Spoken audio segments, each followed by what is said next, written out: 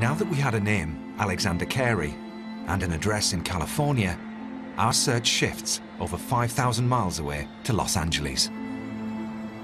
But a check of the address mentioned in Burke's peerage showed he'd moved on 15 years ago.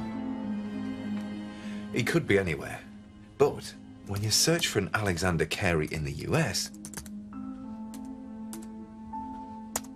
interestingly, this man appears. He's a top Hollywood producer, and he's British. Wondering if this man could have been on board the helicopter that rescued Patrick, we contacted him through his agent, and he confirmed that he was. It's obvious that Alex's life is very, very different to the days when he was serving in Northern Ireland. And yeah, I've no idea what he remembers of the events that surrounded Patrick's rescue. So at the very least, I just hope Alex can tell me who was in charge that day.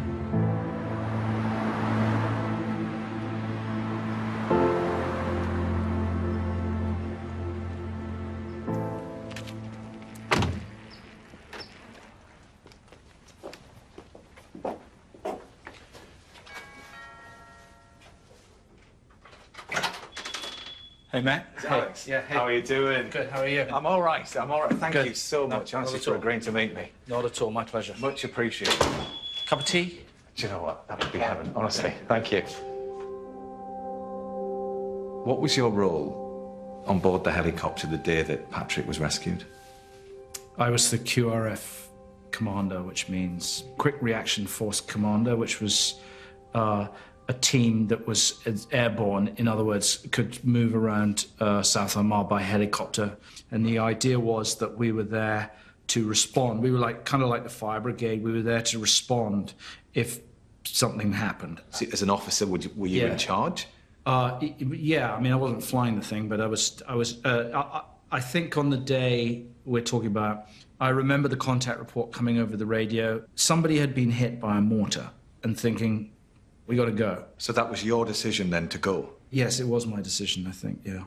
I don't think anybody got on the radio and told me what to do. I think I did it. Right. Yeah. Patrick is desperate to find the person that made the decision to come and rescue him. Because Patrick, you know, he knew it was incredibly dangerous to bring that helicopter in there. I think in training, yes, if you're trying to get the ticks in the box, that wouldn't be the correct procedure. But the thought process was, don't do nothing, do something. But the truth is as well that it takes a lot of people, and I'm not hedging or being falsely modest here. It really is a team, a team thing. What do you feel when you think back to that day? It was traumatic, without a doubt. You know, the sight of the arm, and there was a hand that was just chewed up. And he was tough, I remember that, on the helicopter. He remembers a moment where he said that you were pulling down his vest, someone was pulling down his vest, and somebody went to get their hand, and you battered the other hand away. For him, it's very vivid in his mind, that moment. I don't remember that, but I do remember being on the helicopter thinking, okay, this is, I've got this, and nobody is gonna, I have to hold him down, and I have to talk to him. And that pilot just has to get us there. And the guy was flying this thing, you know, like this, contouring the hills. And you talk to the person. You just talk to them. And you keep talking. And you give them something to listen to and to focus on. So obviously, I probably told him he was going to be okay. And did you believe it? I think I probably did believe it somehow. I guess I made myself believe it. And I never went through anything quite like this again, not in Northern Ireland. This had quite an impact on you then? Yeah, it did, yeah. Not immediately, funnily enough. I was sort of numb to it for about 24 hours. Then I think I sort of had a private, emotional response to it, and a physical one too. I was extremely nauseous, I remember. Mm-hmm. I mean, I think if I was asked to sit down and write the defining moments of my life, that would be in there somewhere. He just wants to obviously let you know that how thankful he is, and the fact that he can live what he calls a relatively normal life. And after you dropped him off at Daisy Hill, He then went through his rehab, and that's where he met his wife. Oh, really? Oh, wow. She was one of the nurses that looked after them, and now they have 5 kids. Wow, that's amazing. It's funny how life, you know, the sequence of events that we have to... Mm-hmm. That's, He wants to say thank you. He didn't...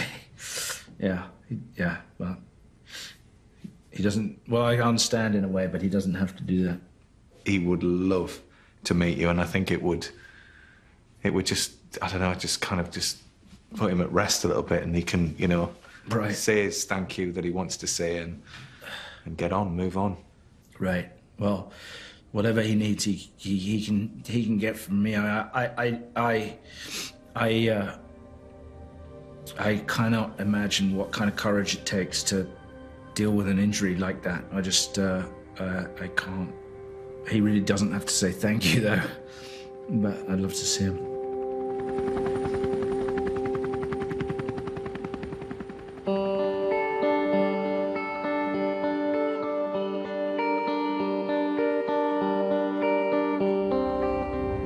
Patrick's search has always been about much more than saying thank you to the man who took the decision to rescue him.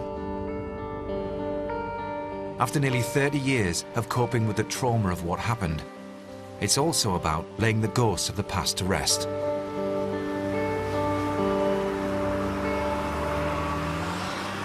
Well, Patrick, it is great to see you again. All we really had to go on was the lead that you gave us, the title, Master of Falkland, or Falkland Castle. It turns out that he was in the army, and he was in Northern Ireland when you were there. Seriously? Seriously. And I asked him, were you on that helicopter? And he was. He was? And I asked him who was in charge that day. And it was him. It was him?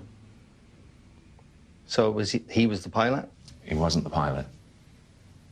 He was the commander of the Quick Response Force. Right, okay, yeah. He was 24 years old. He took control of the situation. He said, let's go. Let's get in there. And they flew straight in. And his aim was to get you out of there. In all that mayhem, you got there and actually taking control. That's incredible. Mm-hmm. He was the guy that was kneeling right beside you. Really got to think of how I actually thank this man. And in my mind, I'm still not sure how I actually thank him. He said to me, he doesn't need to thank me.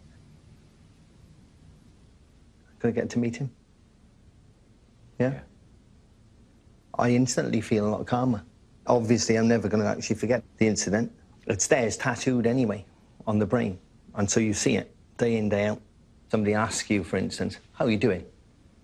Yeah, great. Cracking on, yeah, as per, you know what I mean? And actually, 9 times out of 10, you won't be like that. It doesn't disappear. So then, what would you like to happen? Do you know, I'm not sure. But I'm feeling quite calm now. There's a relief there. I do, I feel a relief, huge sense of relief. And hopefully, I can move on. Move on. Thank you, Matt. Thank you. Daft, man. Listen, I just can't wait to get the pair of you together and you can have a good chat. Yeah, thank you. It'll be incredible. A month after I met Alex in Los Angeles, he's made the 5,000-mile journey to meet Patrick in London. I don't feel that anybody needs to thank me. What I want to do is I want to honour what he needs. That means a lot. Patrick has travelled up with his wife, Janie, for the meeting, and he's brought something special for Alex. Pat's bought a silver dragon. It's their regimental emblem. You got the other stuff there, yeah? Yeah, I've got the article from the newspaper in 1989 from our wedding, because I just thought that he'd like to see that. For Pat today, the significance is that he shows that he's moved on. He shows that what they did out there was important. Right, I'll see you later. See you after. So important to him and to me. They've arranged to meet in a pub in Greenwich in South London, close to the hospital where Patrick recuperated after he was injured. Alex. Oi. Hey, man. And you? It's been a long time. A very long time. Yeah. The last time I wasn't very well, was I? Nope. You just take this off a minute. Yeah.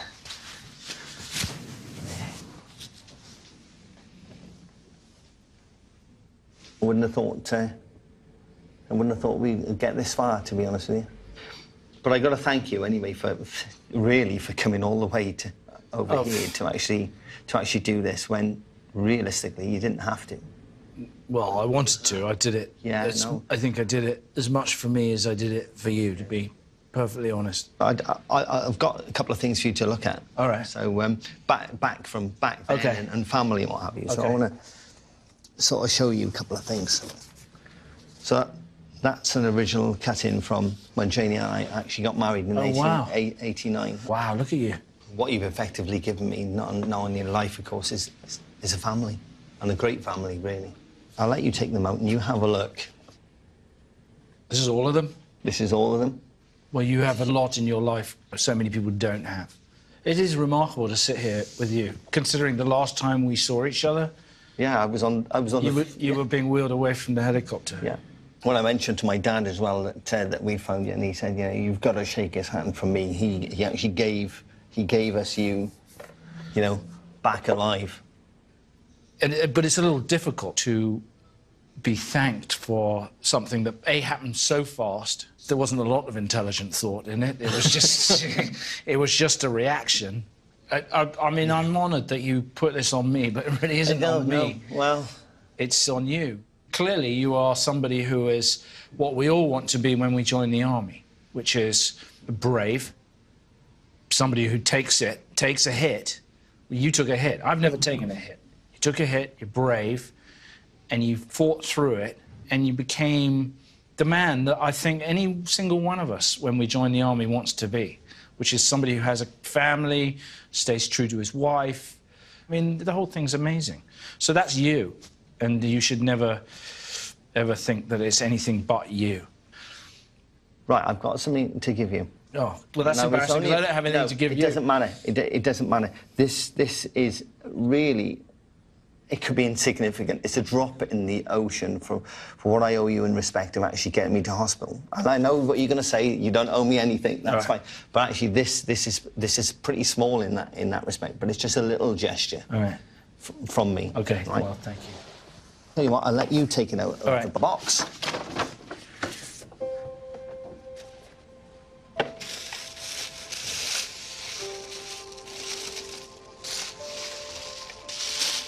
Oh, wow. OK. You know the rampant dragon is the symbol of the Royal Welsh Fusiliers, of course. It would fly it with our battalion.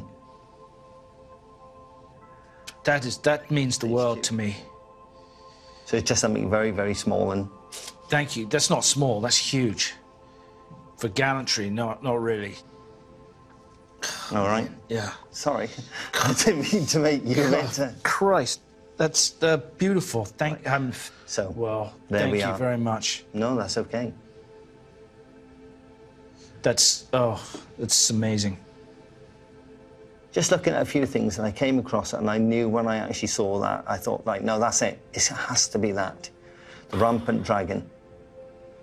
The rampant dragon. Thanks, man. No, that's all right. Man, that's...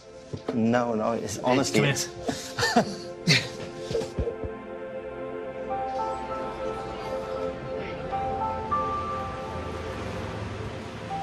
have a look. The more I think about it now, the more I realise that, you know, it's something that had to be done. I'd always be wondering, wouldn't I? I know that for a fact. I'd always wonder who that was, who made that decision.